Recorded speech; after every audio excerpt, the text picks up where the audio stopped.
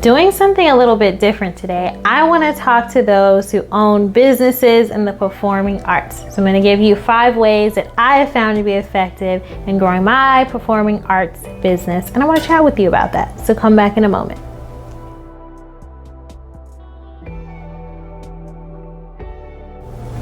So I have been teaching a beautiful, amazing dance class for the last 7 years. So I am in the performing arts. I am a belly dancer. I am a part of an amazing troupe now. I have gone on ups and downs of the business world. I just want to talk about a few things that I've done that I think are really effective.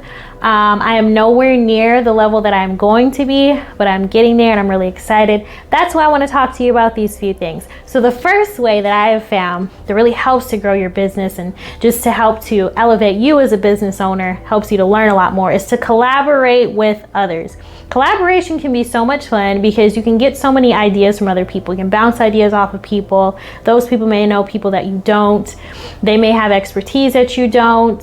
Maybe a completely different dance style, so then you'll get the opportunity to learn something new.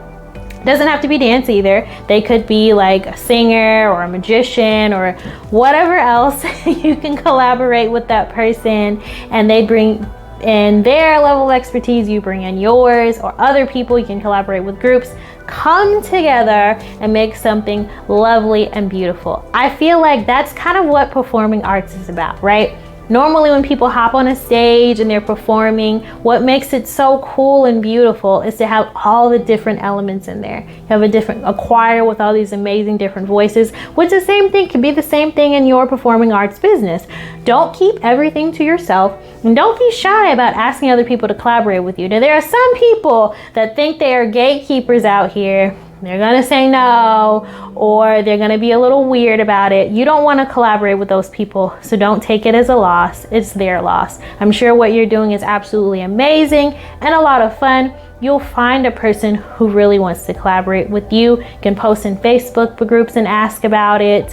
One way that I collaborate with people is I ask vendors to come into my dance class and share their gifts with us. So I charge a minimal fee. It's only $25. They can come in. It's close to about 2 hours that they're there. They can set up their little table and they get a chance to take the dance class with us. So they can say, that at least once in their lives they have belly danced. And I can say that I've partaken in their business because I love to shop. So I can go and I can talk to this person about whatever they have, their jewelry, their baked goods, their Yoni steam products, anything. I really love supporting local businesses. I'm not always able to do so because my class is on a Saturday. So I ask them to bring their gifts into the class. So it's a way for us to collaborate together and for me to get to know a new business owner without having to go somewhere super far, without them having to go somewhere super far. They can bring friends with them. It's so much fun. So think about collaborating to grow your performance arts business.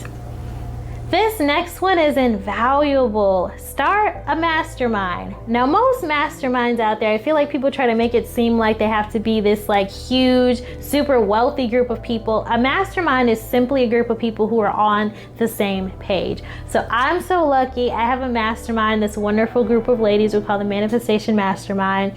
And we chat several times during the week on our text thread just about things that are going on. We share ideas for meditations. We are just there for each other and we listen to each other, our venting sessions. It's a very safe space.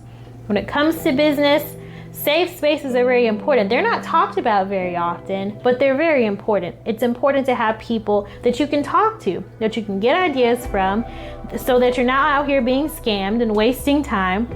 Masterminds are great for that. So as a performing artist, you can have different people in your mastermind. If you are an actor, you can have a person who's sound and lighting. You can have someone who's really great with music. You guys all get together from time to time over tea or coffee or whatever. Bounce ideas off of each other. Talk about projects that you want to see.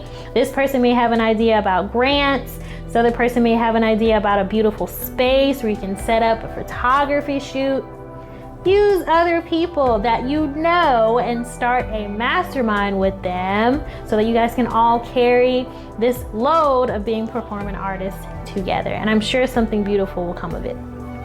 Whew! This next one is definitely for me. It is stay consistent. So I have been in business for quite a while technically, but I was kind of all over the place. I had so many different ways of marketing. I was here, I was there. One week I was like really strong on Instagram, and then the next week I'd be really strong on Facebook, and then for like an hour I'd be really strong on YouTube. Now I'm focusing on one or two things, and I have some help in the form of Arabella Marketing PR, which is an amazing company. I'm so happy to be one of their amazing clients. And I can say that that's really helped me out. Like, it takes the burden off of me. I don't have to do as much as I was. But I think the biggest thing that has helped from being a part of that program is that I have someone who is constantly making sure that I'm consistent on things, right? So I can't be out here messing around and saying, well, you know, this week I don't think I want to put up a video on that day, because I have someone who is making sure that I am doing that. Staying consistent really does pay off. I know it sounds simple, but you know it's not. You know you're not always consistent with it. Well, maybe you are. I know I'm not always consistent with things. I am a person that if I do not see results right away, I'm like, you know what? This is a waste of my time and I'm not doing this, which is not great. But at least I know that about myself. And now I'm seeing that being consistent is really just the way to go. It's so wonderful, and it really does pay off. It's the same as going to the gym, right? You can't necessarily just go one time and be like, man, I still haven't lost 5 pounds. You got to go pretty consistently, and over time it becomes a habit. I can definitely say that many parts of my business that before I was dreading doing, because I consistently did it, they've become a wonderful habit in my life. So make sure you're staying consistent out there, just like you were when you first started learning your art form. When you started learning to sing in the beginning, you know, the first time you may have sounded a certain way. Over time, you were consistent, and you have this amazing voice that everyone is asking you for. People are always asking you to sing to them because you were consistent in honoring and honing your craft. So do the same thing with your business. This next one is kind of funny. Make sure you post your schedule. I say this because like there are sometimes I'm looking to take classes and things with people, and I have no idea when they teach classes, and I don't always remember to go back and ask them. So if you have a schedule posted somewhere that's just kind of pinned to your Instagram or something, I think that really helps so that people know when your class is. It's so funny because I'm in an amazing program right now where I'm learning a lot about how to use Facebook to market my classes. And some of the things she's saying make so much sense, and there are things that I just do not do. It used to really bother me when people would ask when I was teaching my class, because I've been teaching it for so long at the same time. I'm like, how do you not know? It's easy for them not to know. Number one, I realized I didn't have a consistent schedule on any of my platforms, and they're out living their lives. I don't think my particular one class out of the millions of things that they see all the time is on their mind right then. So the fact that they were asking was actually a really good thing. So I appreciate them for at least asking so that they weren't just showing up at any time or assuming that I was no longer doing it. I'm learning so many things, and I just want to share them with you. So that's why I put that out there. Making a calendar or a schedule is really easy. I highly recommend Canva. Canva is so beautiful. There are so many templates on there. Hop on there, put your logo on something, put the classes that you teach from time to time, and I would pin it to something. So that's something I'm actually going to do today. I need to make my schedule and pin it to my Instagram, the top, so that people know not only what I do, because the videos are there, but what time, because you know, if they don't know what time, they most likely will not come. So post a schedule and try to keep it consistent. One thing that drives me crazy from time to time is that people flip up their schedule just all the time. Like one week they're Tuesday at 6 and the next week they're Thursday at 5, and it's like, my girl, my guy, like I'm trying to catch up with you here. Why are you all over the place with this schedule? But if they post the schedule and it's there, at least I'll know when it is. I do think a lot of times the reason why we can flip-flop from time to time as, you know, performing artists, business owners, is because we let other people try and tell us when we should have a class instead, right? So people will be like, hey, because the people have done this to me, have you ever thought about having a class on Sunday? And I'd be like, Sunday? That's, you know, Netflix time. So I have not thought about that, or that's dance rehearsal time, or that's this time or that time. So no, I have not considered. But then they're, oh my God, please, like Sunday's the only day I can make it. I'm gonna bring this person, that person, this person, that person, this person, that person. All these people, their class is gonna be so full. Oh my gosh, please open this Sunday class. Please open this Sunday class. Please, please, please. You open the Sunday class and they do not come. So you end up closing the class and doing something another day. That's another thing. This is a tidbit that I'm just kind of tossing in there, a little sauce, a little seasoning. Make sure you stick to your own mind. Do, at the end of the day, what is best for you. Do what fits your schedule, because you never want to switch up your schedule and then resent a person for asking and they're not coming, because then that adds more stress. That puts a little negativity into your business pot, and you don't want that. You want things to be nice and fun, just like they were when you were singing on the stage at your elementary school choir or whatever you were doing that really brought you back to this performing art form, and you decided to make a business of it. This last one helps to make things really fun.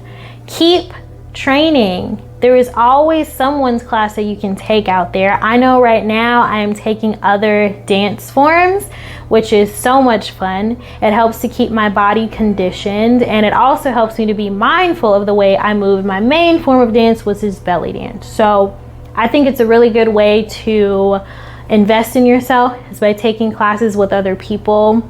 Training that doesn't necessarily only mean training in your art form. Now you can also get training in business, get training in mindset. Always remain a student. That's a really great way to grow your performing arts business, right? To make sure that you are a master of your craft, so you can get other licenses and certifications and things like that. You can talk about how you've gone all over the world and taught here and danced there. People are really impressed by that. But at the end of the day, you're impressing yourself too, right? You're making sure that you still are able to teach these dance classes with up-to-date skills and ways to make sure that people are not getting hurt. It's a really great way to grow your business as well, is to make sure that you keep training. So that's something that I was not doing for the longest time. I was just teaching my class. I would perform from time to time, but now I've noticed that I've gotten back into dance, because there is a reason why I left, and maybe I'll talk about that another day in another video. I was just teaching the class. There's a big difference, I'd say, now in the way that I teach my class when I started training again and when I was just teaching, and I would definitely say that it's a lot more fun now. So those are the 5 tips that I have for you on ways that you can grow your business as someone who is in the performing arts industry with a service-based or even product-based business. So I hope that helped you out. If it did, definitely leave me a thumbs up or subscribe. If you have a comment, make sure it's positive or I will come for you. Do something that brings you joy today. Bye.